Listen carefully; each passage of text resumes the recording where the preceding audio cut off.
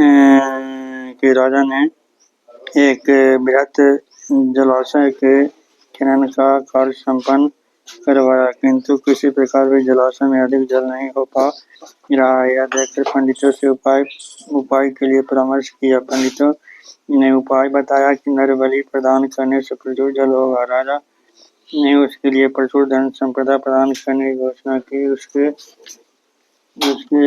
विनिमय में यदि स्वेच्छा से कोई अपने शिशु पुत्र को प्रदान कर दे तो यह वर्षों संपन्न हो गया। घोषणा सुनकर एक गरीब ब्राह्मण ने सोचा कि उसके अनेक पुत्र हैं। धीरे धीरे आहार के बिना सभी के मरने की अपेक्षा यदि एक पुत्र को दान करके प्रचुर धन संपदा प्राप्त कर ले तो उससे परिवार के और सभी सदस्यों के जीवन अच्छा हो जाएगी। इसीलिए उसने एक शिशु पुत्र को राजा के निकट अर्पण कर दिया। राजा उस नन्हे बच्चे को लेकर जलाशय के पास बलि देने के लिए प्रस्तुत हुए तो उन्होंने बच्चे से पूछा, बेटे तुम्हारी अंतिम इच्छा क्या है? बच्चे ने कहा, मेरी कोई इच्छा नहीं होने से भी आपको बताने से कोई लाभ नहीं। राजा ने कहा, मैं राजा हूँ, यदि तुम्हारी कोई अंतिम इच्छा हो तो बता सकते हो, मैं पूरी करूँगा। शिशु ने कहा, माता पिता धन के लोभी, राजा लोभी, सागर और देवी देवता बलि के लोभी में नमः शरणागत माधव और उठा हुआ खड़ग नीचे उतर आया।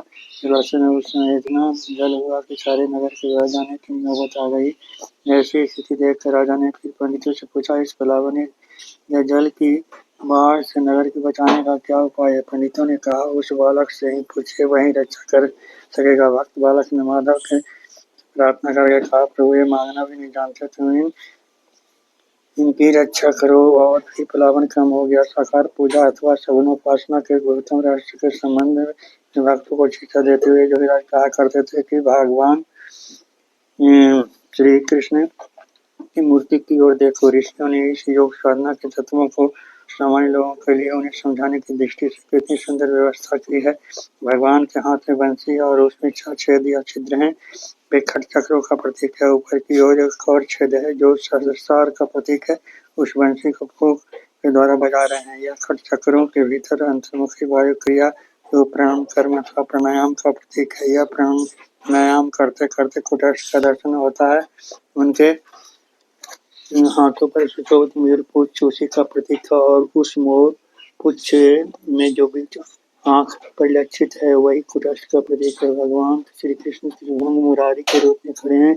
यह त्रिभंग रूप का जहाँ ग्रंथि, हृदय ग्रंथि, मूलाधार ग्रंथि अथवा ब्रह्म ग्रंथि, विष्णु ग्रंथि, रुद्र ग्रंथि के भेदन का प्रतीक है। बाएं पैर पर पूरा बल देकर तथा दाहिने पैर को कुछ झुकाकर पंजे के सहारे जिस प्रकार खड़े हैं वह ओंकार क्रिया का प्रतीक है। निराकार गुणातीत होने के बावजूद भगवान त्रिगुण रूप और सगुण भी हैं। यही उनके त्रिभंग का रहस्य है। इस प्रकार भगवान की मूर्ति के माध्यम से संपूर्ण योग तत्व की वर्तमानता या उपस्थिति को उजागर किया गया है। इस प्रकार जो श्री कृष्ण का भजन करते हैं वही सच्चे कृष्ण भक्त हैं। इसी प्रकार माँ दुर्गा की प्रतिमा या मूर्ति द्वारा उनके 10 हाथों के प्रतीक के माध्यम से यह दिखाया गया है कि साधक अपनी 10 इंद्रियों या 10 प्राणों को किस प्रकार संयत रखता है। 10 प्राण या 10 प्राणवायु के नाम इस प्रकार हैं, अपान, व्यान, उद्दान, समान से मुख प्राण है। फिर नाग, कुर्म, त्रिखर या दत्त और धनंजय 5 प्राण है। इन्हीं 10 प्राणों और 10 इंद्रियों के माध्यम से सारे कार्यों का संपादन होता है। दुर्गा मूर्ति के पांव से जो उनके द्वारा नियंत्रित है। काम दमन का प्रतीक है। उनकी उन्होंने हत्या नहीं की गई। सृष्टि रचना के लिए वह अनिवार्य है, इसलिए उसे बस में करके रखा। उन्होंने असुर का वध किया जो क्रोध का प्रतीक है। साधक को भी चाहिए कि वह क्रोध का वध करे। बगल में लक्ष्मी और उनका वाहन उल्लू है। साधना करते करते साधक की जो लक्ष्मी की प्राप्ति होती है तब उसे सावधान रखने के लिए उल्लू के प्रतीक द्वारा यह समझाया गया है कि कहीं उसकी भी यही स्थिति न हो। उल्लू दीवान होता है, उसे दिन में नहीं दिखाई देता, वह रात्रि चढ़ाता था। यह धन प्राप्ति के पश्चात उल्लू जैसी स्थिति हो सकती है। इसी को लक्ष्य में रखकर कहा गया है, कनक कनक सगुनी मादक अधिकारी वो या खर बहुरात है वह पाए बहुराय। कनक सोना या धतूरा दोनों के प्रति सावधान रहना चाहिए। धतूरा खाने पर लोग पागल हो जाते हैं, किंतु सोना पाते ही पागल हो जाते हैं। उसे खाने की आवश्यकता नहीं पड़ती, इतनी यादकता है। दूसरी ओर सरस्वती देवी और उनका वाहन हंस है। हंस का कम दूध और पानी को अलग कर देना है। दूध में मिले हुए पानी से दूध को अलग कर देना हंस का गुण है। यह ज्ञान प्राप्ति का प्रतीक है। ये साधक जब साधना के उस शिखर पर पहुंच जाते हैं तो ठीक जैसी ही उनकी स्थिति होती है, वे नीर चीर के विवेक से संपन्न होते हैं। उनमें शाश्वत चेतना का विकास कुछ इस तरह होता है कि वे संसार के मलिनता के भीतर से सार वस्तु का चयन कर लेते हैं। इस अवस्था को ही परमहंस अवस्था की संज्ञा दी गई है, किंतु साधक को और भी आगे जाना होगा, क्योंकि तब भी उसे अद्वैत की प्रतिष्ठित नहीं प्राप्त हुई होती।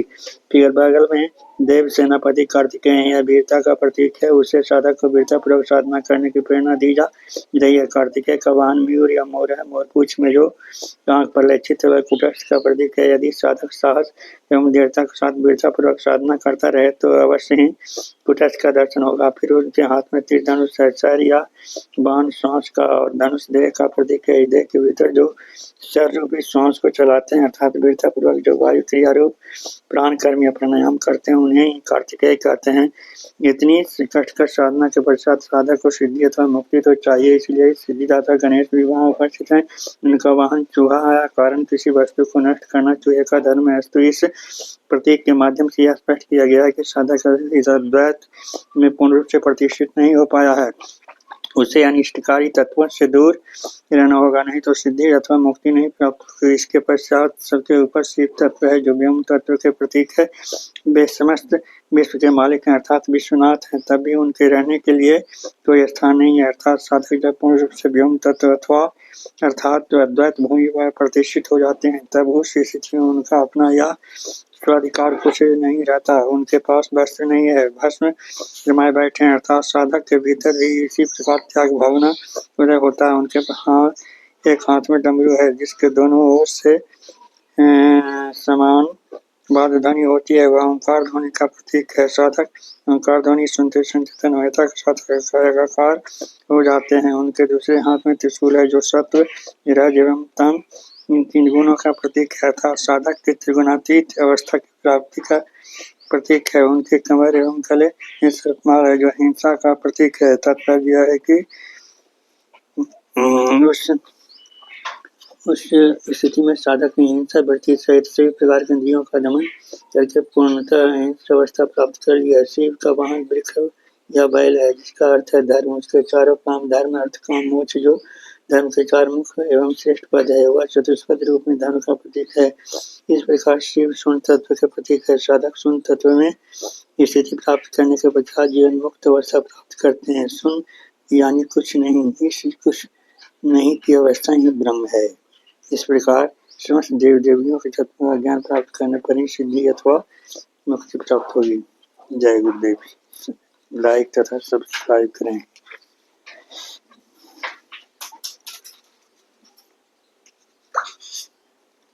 दूसरा में है धर्म चार पदों में विभक्त है।